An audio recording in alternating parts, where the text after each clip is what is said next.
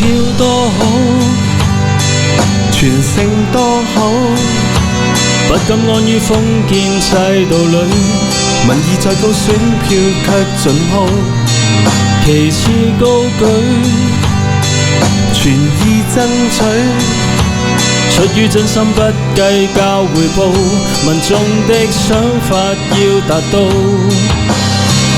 只可惜撕裂是不想看見，應珍惜今日，絕不想妥協，盼推倒。如果自願來選擇，就用這選票捍衛香港價值，我的家。如果為未來規劃，就讓這選戰策略爭取議席能做到。